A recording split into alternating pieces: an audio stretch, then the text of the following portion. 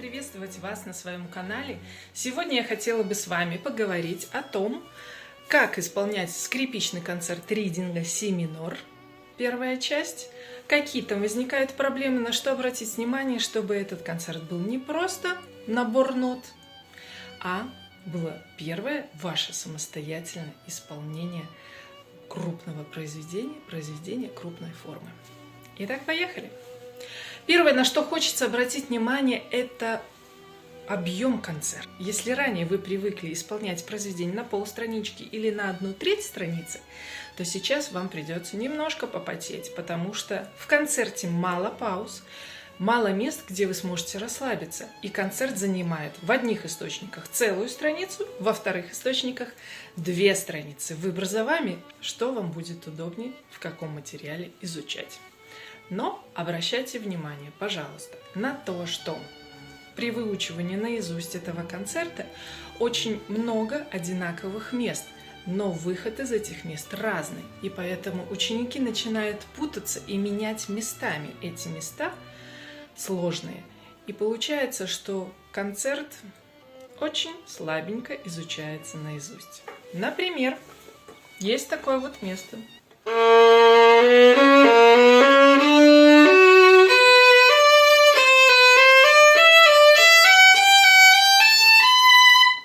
И еще.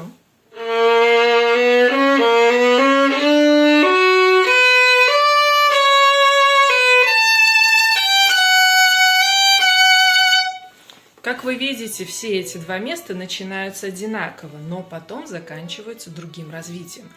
Сейчас на экранах вы видите обведенные места, которые имеют похожее начало, но разное развитие, поэтому обратите на это внимание при выучивании наизусть.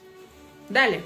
В этом концерте используются 4 струны. Если ранее вы играли на ре, ля струне, может быть, иногда заходили на соль и ми, то здесь вы полноценно должны звучать на 4 струнах. Поэтому будьте осторожны со струной ми. Там очень визгливо могут прозвучать некоторые ноты. Нужно аккуратно и красиво звучать на этой струне. И будьте осторожны со струной соль, потому что она самая толстая. Нужно приложить усилия, чтобы прозвучать красиво на этой струне, полноценным красивым звуком. Следующее, на что хочется обратить внимание, это ритм. Ритм в концерте достаточно простой. Четверти, восьмушки, четверть с точкой. Не встречается более никаких мелких длительностей. Я забыла еще про половинки. Поэтому обращаю ваше внимание, что четверть с точкой и восьмушка возможны деформации в ритме. И четверти, 2 восьмушки также вы можете их либо растягивать, либо неправильно играть, либо залазить на следующую долю с метрономом, может и с помощью мамы, папы, учителя. Обращайте на это. Далее. Распределение смычка. Распределение смычка в этом концерте достаточно простое и примитивное. Мы этот концерт постоянно, за исключением нескольких мест, играем целым смычком, независимо от того, сколько нот находится под лигой.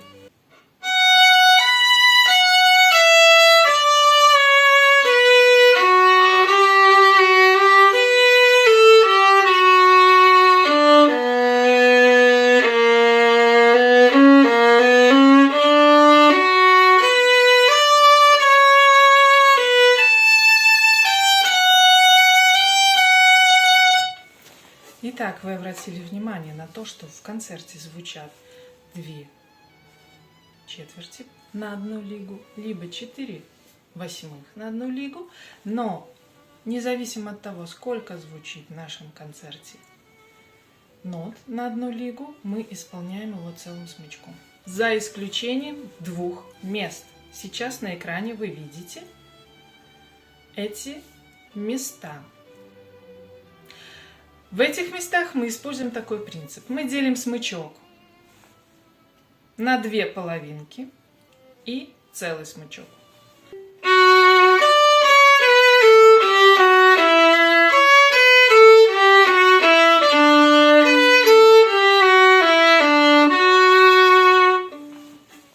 Что здесь проблематично? За время исполнения этого концерта ученик привыкает играть постоянно целым смычком с одной скоростью. потому что у него не было никаких до этого других моментов, других каких-то потайных путей. Но в конце концерта, в окончании его появляются два таких места, в которых скорость смычка должна быть быстрее, когда вы играете целым смычком. И 2/8 вы тоже должны играть тоже быстро, чтобы эти ноты прозвучали качественно, озвучено и полноценно, как все остальные нотки были наравне с ней. Огромная просьба ко всем: следите за тем, как вы соединяете смычки. Смена ваших смычков, ваших струн, она должна происходить на том звуке, на котором вы заканчиваете предыдущую ноту, чтобы не было никаких провалов.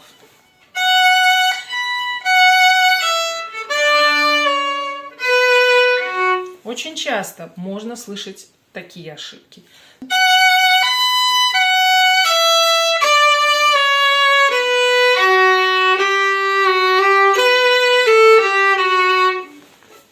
Вы обратили внимание, когда происходит смена струн, мы начинаем акцентировать ноту на следующей струне. Этого не должно быть. Мы должны добиваться ровного звучания, независимо от того, на какой струне мы играем, каким количеством смычка и с какой скоростью. Вы должны за этим проследить.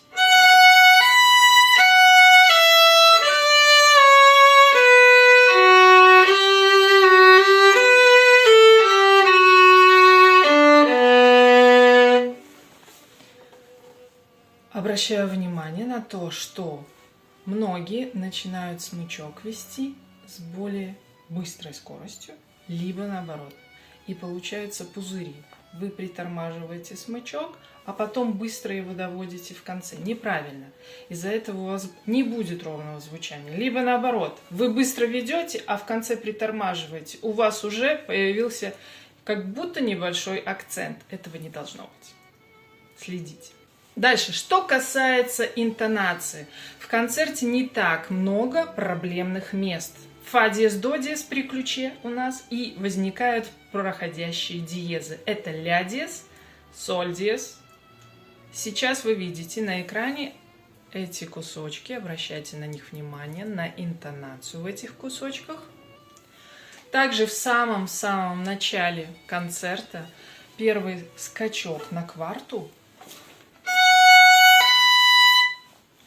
У многих возникают проблемы с этим местом, потому что ученик не совсем дотягивается четвертым пальчиком до этого кусочка. Поэтому я рекомендую забрасывать палец четвертый максимально высоко, и вы не промажете. Вы попадете именно туда, куда надо.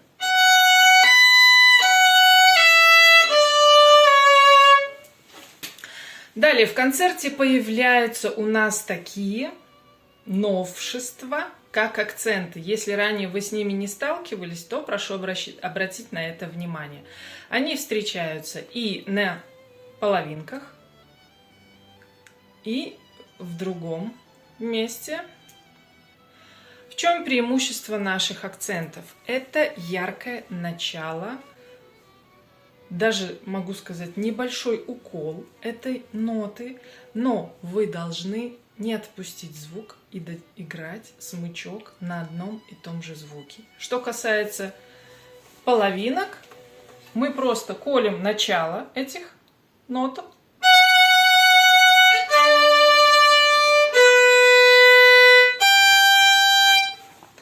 Для того, чтобы грамотно и четко прозвучал ваш акцент, вам необходимо сделать небольшую паузу перед началом следующей половинки, чтобы вы успели поставить смычок и зацепить эту ноту. Для начала вы сможете дома для себя делать чуть больше паузы, чтобы ваш палец и ваша рука были готовы к союзу и совместной работе. Потом вы убираете эту паузу и контролируете уже ушками, и руки вам помогают в этом сложном деле. И дернуть. Дернуть — это плохое слово, но оно как нельзя хорошо подходит к этому варианту.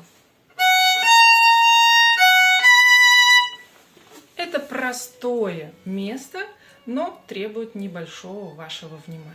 Дальше. В этом концерте, если вы не умели вибрировать, если вы еще ни разу не пробовали вибрировать никакие произведения, здесь как нельзя лучше можно прорепетировать это. Мы используем вибрацию на последних тактах, там, где повторяется нота си.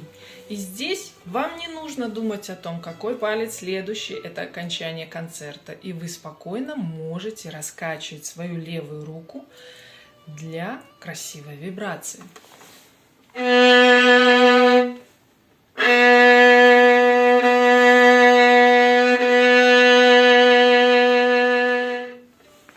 Вот в этих местах для начинающих скрипачей есть возможность проявить свои таланты в плане вибраций.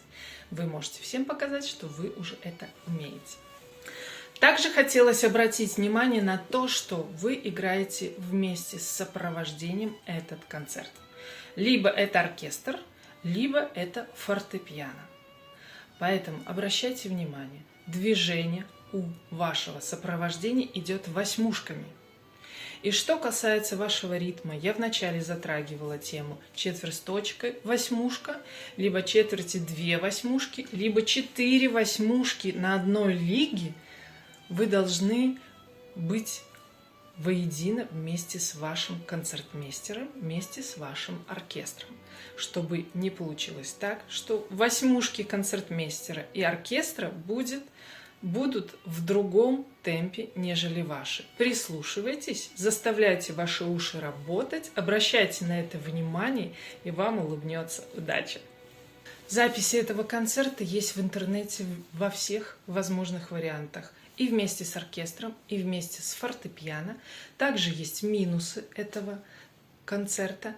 Я слышала и сопровождение оркестра в минусе, и фортепиано. Поэтому это вам все в помощь. Слушайте, играйте вместе, чувствуйте себя настоящими артистами, устраивайте домашние концерты, устраивайте концерты для своих родных, друзей, близких, и они будут радовать вас с вами своими аплодисментами и любовью. Если вам понравилось видео и чем-то помогло вам это видео, ставьте лайки, подписывайтесь на мой канал. А также я всегда буду рада вашим новым предложениям, вашим вопросам. Я с радостью сниму видео специально для вас.